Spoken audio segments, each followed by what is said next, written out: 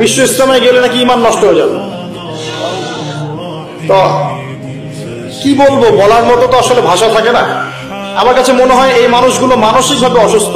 আমার কাছে মানসিকভাবে সুস্থ কোনো মানুষ এ ধরনের কোনো মন্তব্য করতে পারে এটা আমার বিশ্বাস হয়। আমি রিকোয়েস্ট করবো সবাইকে যে আপনারা ওলামায়ে কেরামের সাথে যেভাবে সফর করেন সেভাবে সফর করে ইসলামের অংশ নেবেন ইনশাআল্লাহ। এখানে সারাদিন রাত ব্যাপী বয়ান হবে। আমরা কেন এখানে যাব? এখানে যাবো এই কারণে যে ইমানের রিচার্জ করতে হয়। ইমান কি করতে হয়? রিচার্জ করতে হয়। যদি আজকে সারাদিনে আমি কোরআনের এক পারা না পড়তাম, 20টা পৃষ্ঠা হাদিস না পড়তাম, একটা ইসলামিক বই না পড়তাম, আজকে হয়তো আমার ইমানটা একটু কম থাকতো। যখন পড়াশোনা করবেন ইমানটা একটু বাড়বে, ফজিলতের কথা জানবেন, আমল করতে আগ্রহ জন্মাবে, গুনার কথা শুনবেন, পাপ থেকে বেঁচে থাকার আগ্রহ জন্মাবে।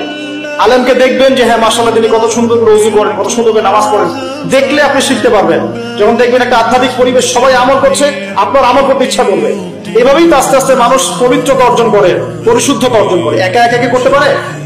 অতএব এই ঐক্যবদ্ধ যে মিলনায়তন দিনের ক্ষেত্রে, এই মিলনায়তন গুলোর ক্ষেত্রে আমাদের সবাইকে অংশগ্রহণ করার চেষ্টা করতে হবে। আল্লাহ তৌফিক এনায়েত করুন।